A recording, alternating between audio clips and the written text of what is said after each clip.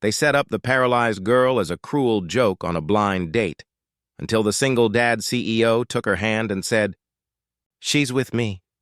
Amber light glowed warmly over white linen tablecloths as soft violin music mingled with the gentle clinking of glasses and quiet laughter. Couples leaned close, lost in private conversation. The restaurant, a polished Italian spot in the city's uptown district, hummed with luxury and ease. Sophie sat by the window, hands folded neatly in her lap. Her floral dress, pale blue with pink petals, gave her a fragile grace. Blonde hair tucked behind her ears, makeup subtle yet precise. She sat upright in her electric wheelchair, shoulders a touch too stiff, eyes flicking now and then toward the entrance. This was supposed to be a blind date arranged by her aunt. A birthday surprise, she'd said with a mischievous wink. "It's time you stop hiding and let someone see you," her aunt had added, shoving the dress into Sophie's hands that morning. "I know good people. Just smile." Sophie smiled then, mostly for herself. Hope was delicate, but tonight it dared to flicker. Then came the sound. Shiny shoes striking tile, too many, too loud. A group of young men in designer jackets swaggered toward her table. One, with slicked back hair and a smirk, pulled out the chair across from her and sat down without invitation. The other stood behind him like a cheering section. "Are you Sophie?" he asked, voice dripping with fake charm. "Wow, you're even prettier than the pictures." She blinked, unsure, then nodded. "Yes, I'm Sophie." "Oh, good," another said, waving toward the bar. "We were worried you wouldn't show." Before she could respond, a server approached with a small birthday cake, strawberries, cream, and a single glowing candle. "Compliments of your date?"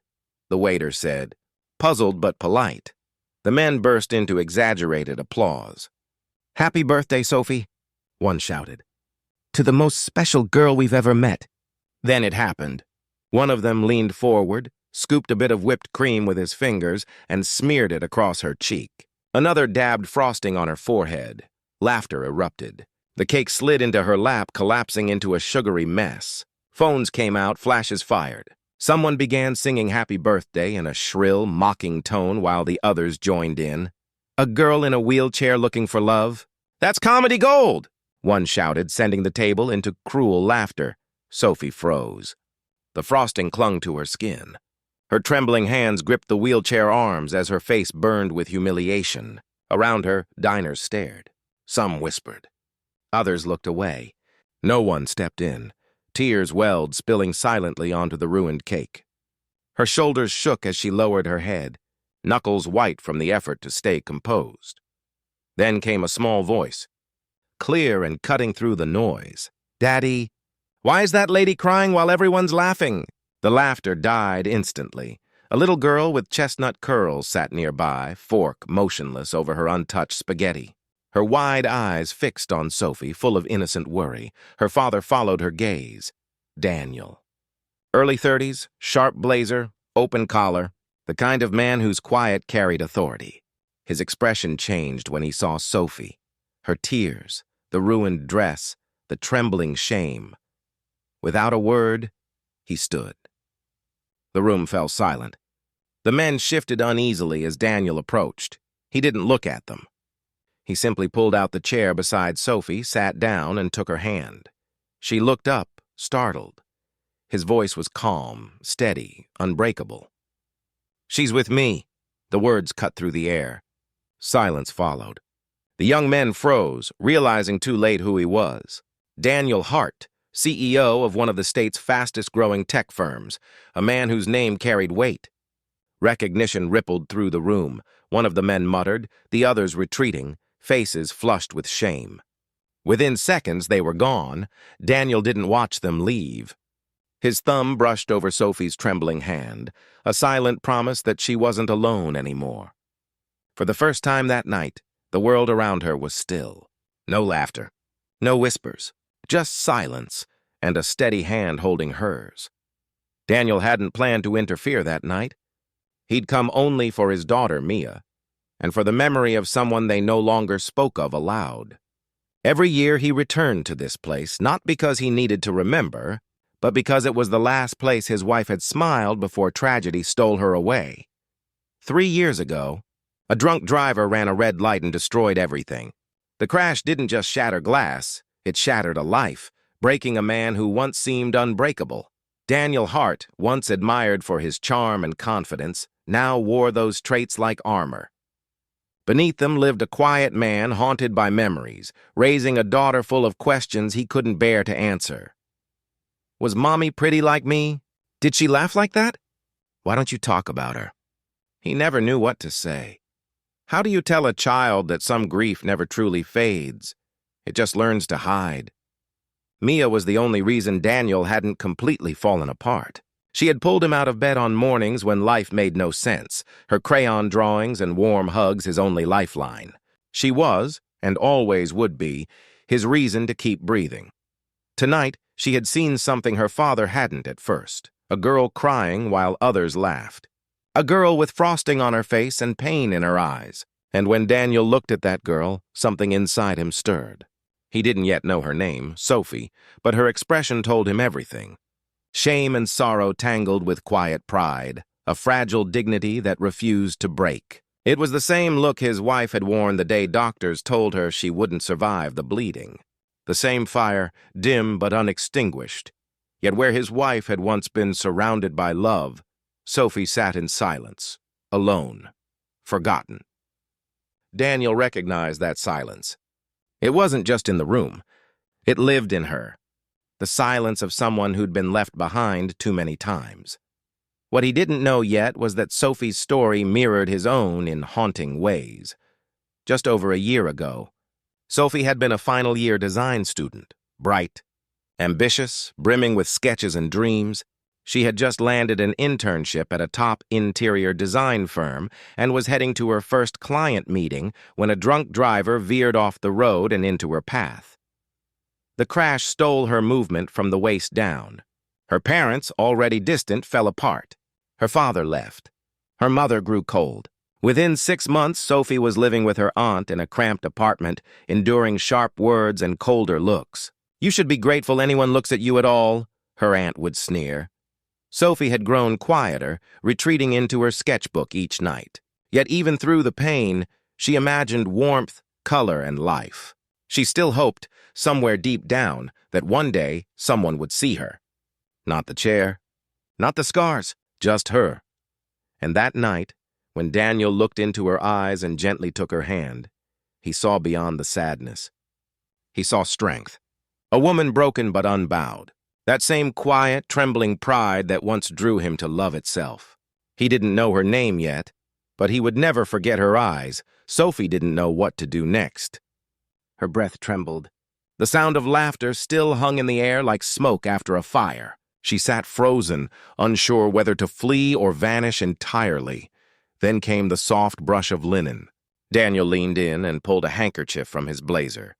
Without a word, he dabbed at the frosting on her cheek, moving gently like someone afraid to startle a wounded bird. Sophie flinched slightly, eyes wide. "I can do it," she whispered, voice taut but not unfriendly. He nodded, handing her the cloth. It was soft, white, monogrammed. She pressed it to her skin, wiping carefully, then brushed cake crumbs from her lap with quiet determination, as though she could erase the last 15 minutes by sheer will. Daniel hesitated, then sat opposite her. "You don't have to stay," she murmured. "I know," he said simply. Silence lingered, not awkward but waiting. He poured her a glass of water, then refilled his own. "I'm Daniel," he said after a moment.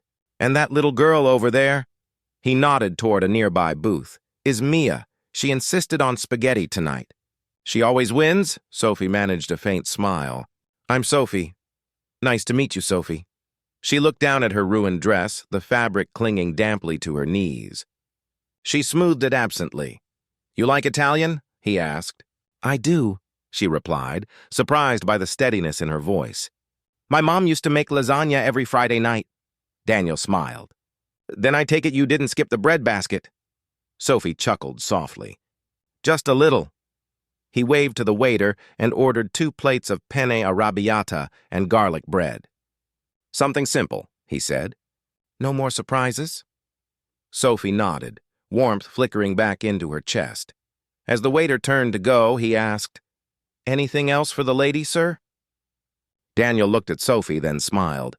"Yes, a small birthday cake. Nothing fancy. Just something sweet. It's her birthday." The server blinked, surprised. "Right away, sir." Sophie's eyes widened. "You didn't have to do that."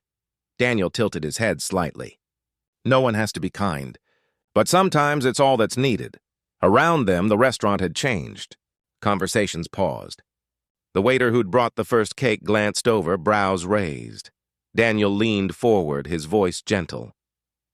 "You know, it only takes one person to see you the right way, and suddenly, the world goes quiet." Sophie's breath caught. It wasn't just what he said, but how he said it, as if the words were meant for her alone. As if he'd seen through the frosting, the chair, the silence, and chosen to stay.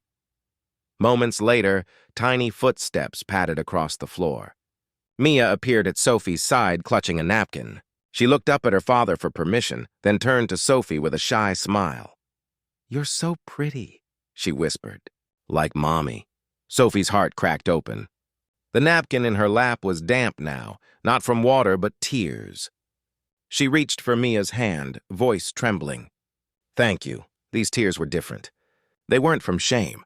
They were the first tears Sophie had cried in years that came from finally being seen. Outside, the city had quieted. The dinner rush had passed, and the amber streetlights bathed the sidewalk in sleepy warmth. Sophie wheeled herself slowly away from the restaurant, avoiding the eyes of strangers. Daniel had offered to call a car. She had declined politely. "I'll take the bus," she'd said, her voice steady enough to end the discussion. Now she sat alone at the corner of the block, her back straight, hands folded neatly in her lap. The faint scent of frosting still clung to her skin, and the cool night air made the dried cream on her dress feel stiff and tacky. In her lap rested a neatly folded handkerchief, his handkerchief. It was warm from her touch, her fingers curling around it as if it were the only thing holding her to the moment they had just shared. Soft footsteps approached from behind, then stopped a few paces away. Daniel didn't speak. He simply stood there, giving her space to breathe. After a long silence, she finally said, almost to herself, "Tonight was really nice. Maybe the nicest birthday I've ever had." She didn't turn around. "I think it's the first time in years someone treated me like I was just normal," she added with a dry little laugh. "Like a woman, not a pity case." Daniel crouched down beside her, lowering himself until his eyes were level with hers. "You are a woman," he said gently, "and you are anything but ordinary." Sophie turned her head toward him, her eyes shining in the dim light before quickly looking away. "You're very kind," she murmured. "Too kind. But you don't have to do all this." He tilted his head slightly. "All what? This?" She gestured vaguely. "Being nice, staying, saying the right things, giving me cake." Her voice trembled even as she tried to smile. "I've had people come close before, try to play hero.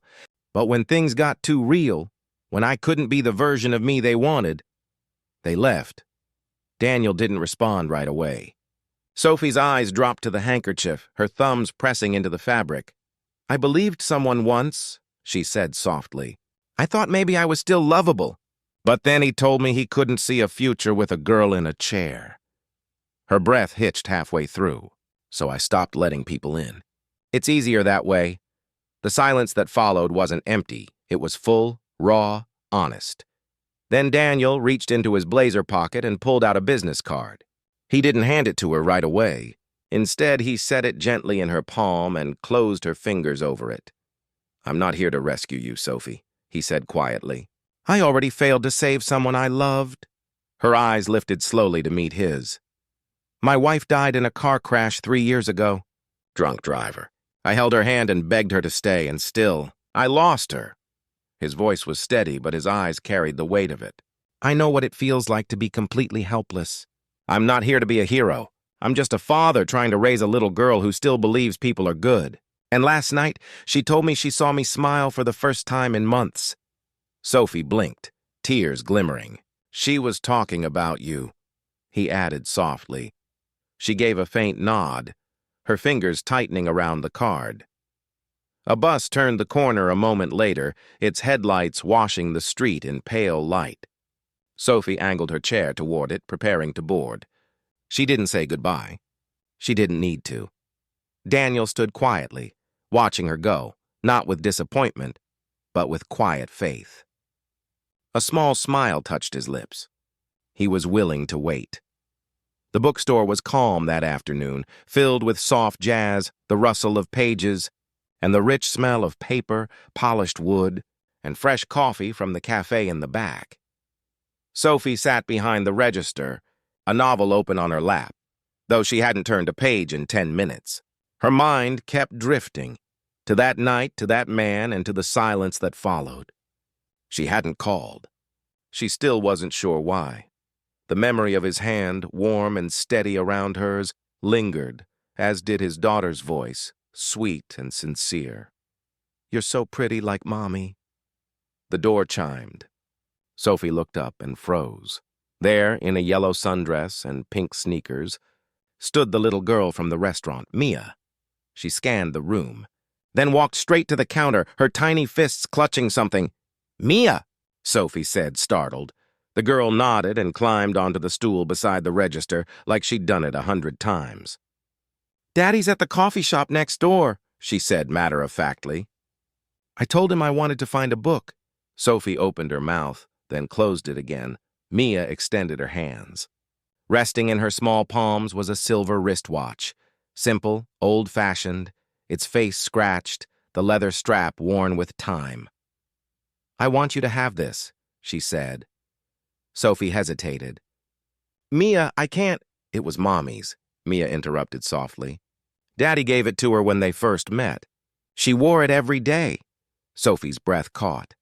"The day Mommy—" Mia's voice faltered, but she straightened. "The day she left, the watch stopped ticking. Daddy never fixed it. He kept it anyway, even though it made him sad." Sophie reached out slowly, her fingers brushing the worn strap. Mia gently pressed the watch into her palm. "Now it's yours," she said simply, "because Daddy smiled again yesterday." The weight of it felt heavier than gold. Sophie stared at the watch until her vision blurred. "I used to have one just like this," she whispered. "It was my favorite. I wore it the day I got hurt." Her voice broke before she could finish.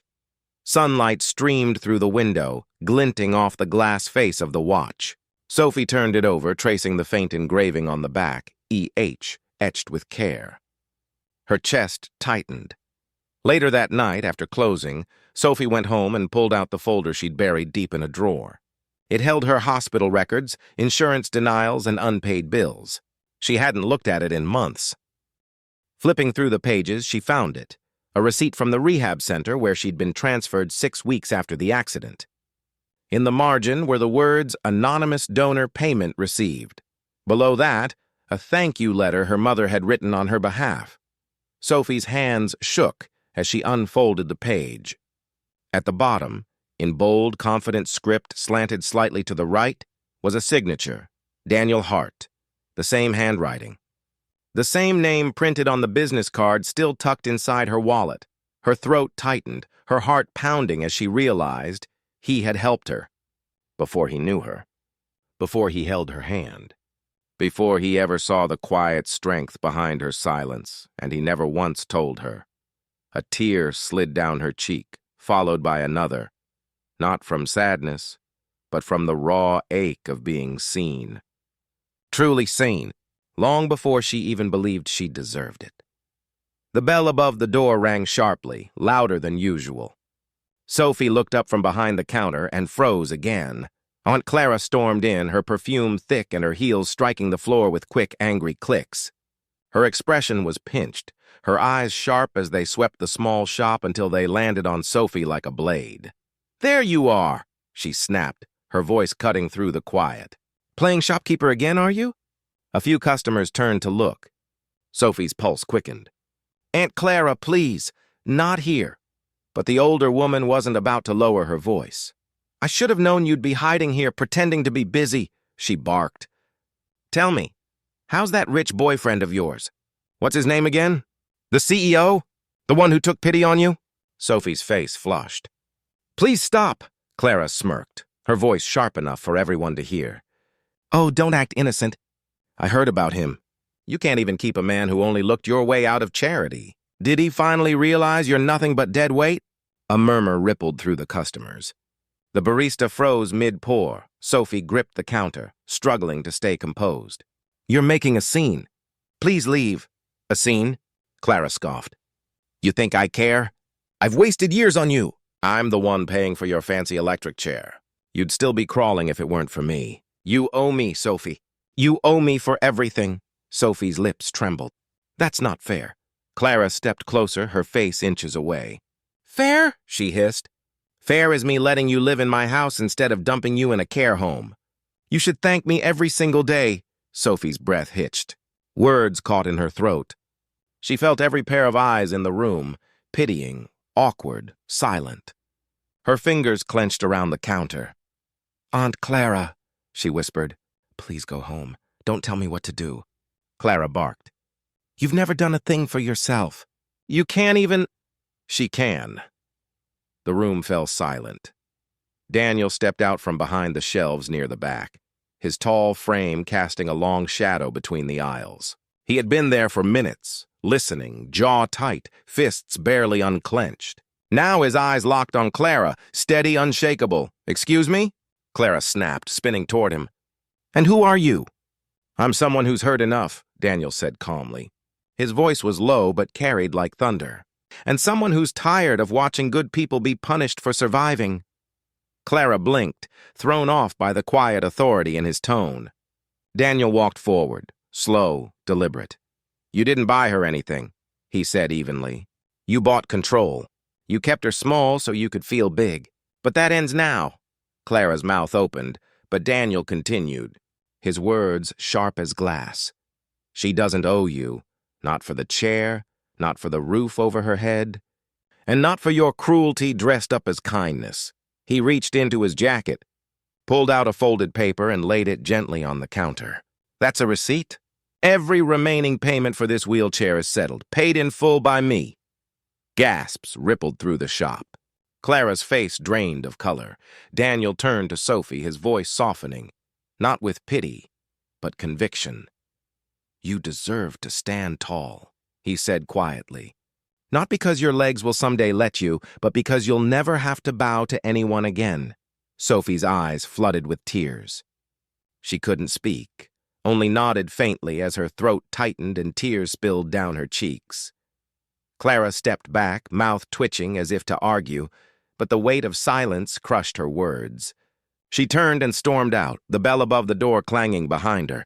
Then a tiny voice broke through the stillness. Mommy? Every head turned. Mia stood near the children's aisle, clutching a drawing in her small hands. She ran to Sophie and wrapped her arms around her waist. Mommy, she repeated softly, looking up with wide eyes.